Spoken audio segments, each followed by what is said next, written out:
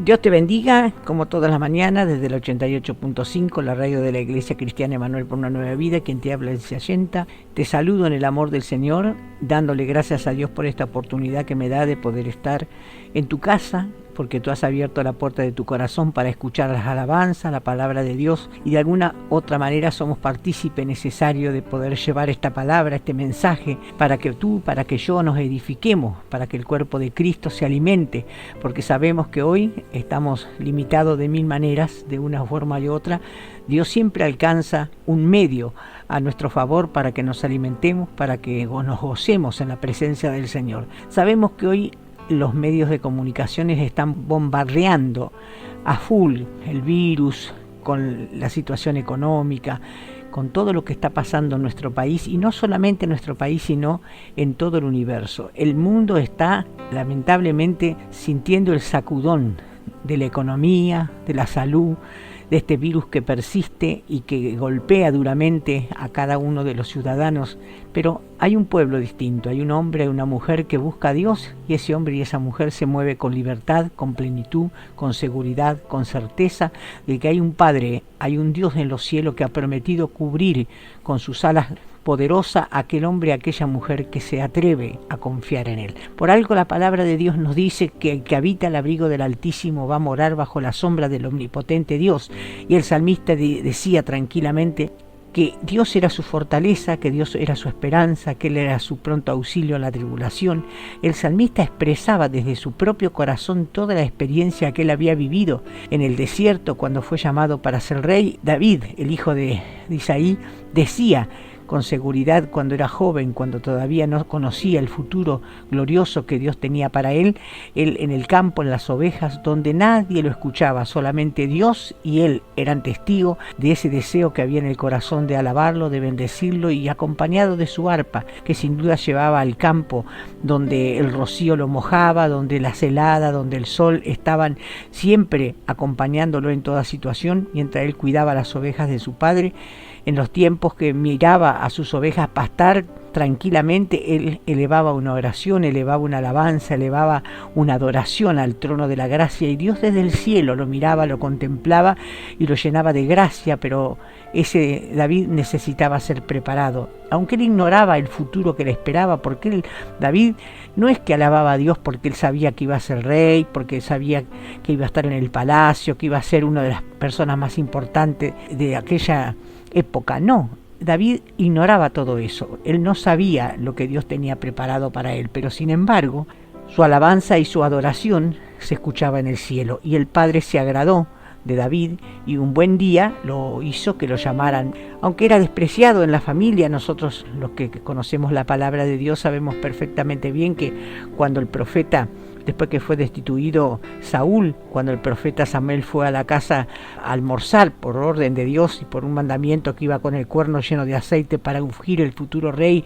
y David todavía estaba en el campo con las ovejas, y Samuel no conocía cuál iba a ser el ungido de Dios. Se sentaron a la mesa y bueno, parece que estaban por empezar a comer, pero antes de empezar a almorzar, parece que el profeta Samuel le dijo, bueno, miró todos sus hijos, porque Isaí tenía 10 hijos, y entonces a mirar cuál era el más hermoso, cuál era el más representativo, cuál era el más elegante, cuál era el más que aparentaba ser más sabio, más poderoso, más representativo como rey, porque no nos olvidemos que David, ignorado por el padre, pero Dios lo tenía en cuenta. Entonces, cuando fue a echar el aceite al que supuestamente era más hermoso de parecer y más brillante entre todos sus hermanos, Dios le dijo, no, Samuel, ¿qué estás haciendo? Ese no es el elegido mío, ese no es, porque vos estás mirando lo que ven tus ojos, pero yo miro el corazón. Se sorprendió Samuel que Dios lo detuviera en la tarea de ungir al que él había elegido, porque lo había elegido él, no Dios. Entonces se paró y le dice que están todos tus hijos sentados a la mesa, y por allá el padre le dice, no, pará, falta uno que está cuidando mis ovejas, está en el campo, falta David. Entonces le dice el profeta Samuel: hasta que él no venga del campo, ninguno de nosotros nos vamos a sentar a la mesa a almorzar.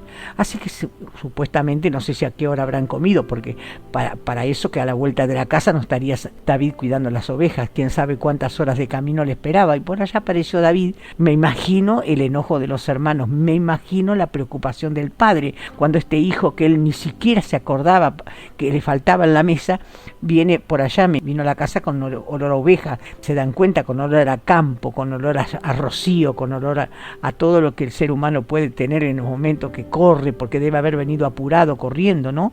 Porque ahí no había avión, no había helicóptero, no había ómnibus, no había nada, había que venir o en mula o a caballo, no saben qué venimos, pero lo que sí sé que se presentó a la casa de su padre. A Samuel le echa el cuerno de aceite a David en la cabeza. Se imaginan los hermanos con qué odio, con qué furia, con qué indignación lo habrán mirado, porque ahí no se estaba jugando un partido de fútbol, ahí no se estaba jugando absolutamente nada, ahí lo que se estaba jugando nada más y nada menos es que Dios lo había elegido, y esa es la cosa más importante, que Dios te elija. Lo más importante es que Dios te llame. Lo más importante en nuestra vida es que Dios nos tenga en cuenta.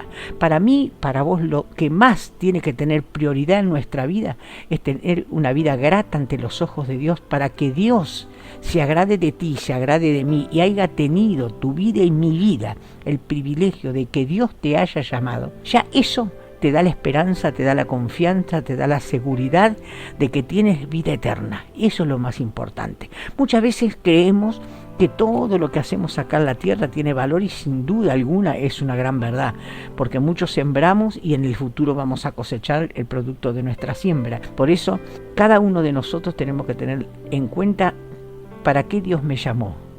¿Para qué Señor me llamó? ¿Para qué Él me trajo? ¿Para qué con su amor, por medio de alguien, de una persona, de un profeta, de un pastor, de un amigo, de un hermano, o no sé quién fue el que Dios usó y te mandó a llamar?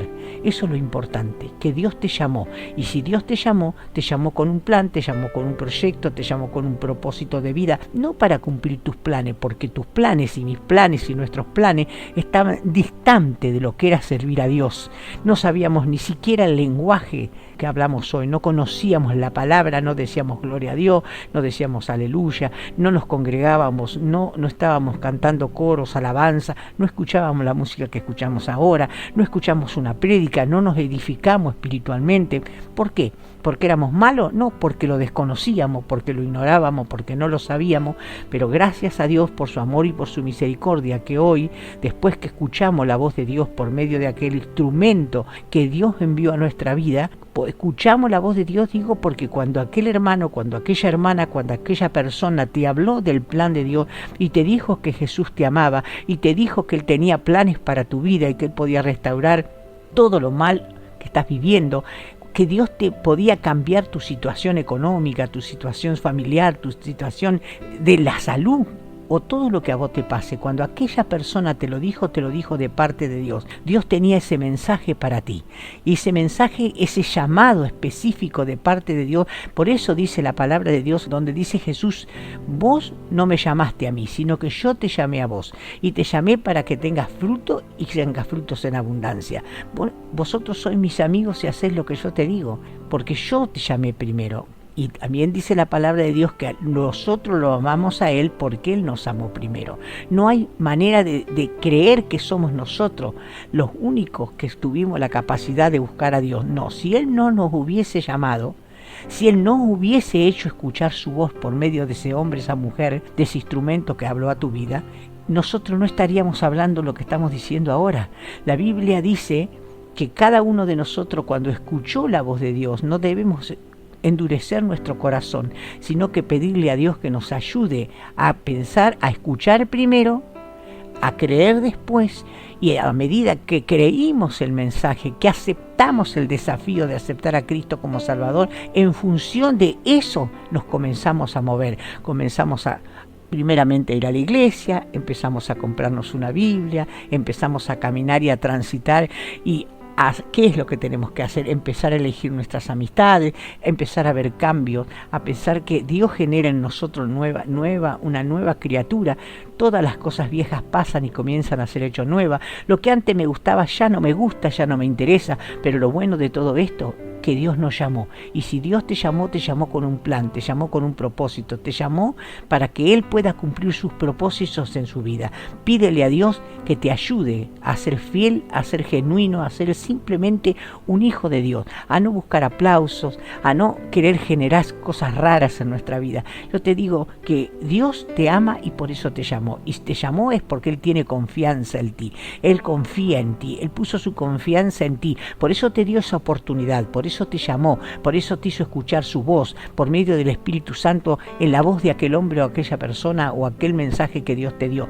Recuérdate de aquel mensaje. Si has transitado por este tiempo lejos de Dios, si te has olvidado de su llamado, si te has descarriado por alguna razón, si te has olvidado de que tu Padre por medio del Espíritu Santo habló a tu corazón, te hizo promesas a través de su palabra, por un tiempo te has olvidado, yo te pido por favor, vuélvete a Dios, haz como el hijo pródigo, recapacita, piensa y vas a ver que en la casa de tu Padre vas a estar mejor, en la casa de tu Padre nada te va a faltar, porque dice, Dios es mi pastor, nada me faltará, en delicados pastos me hará pastorear y en aguas de reposo me pastoreará.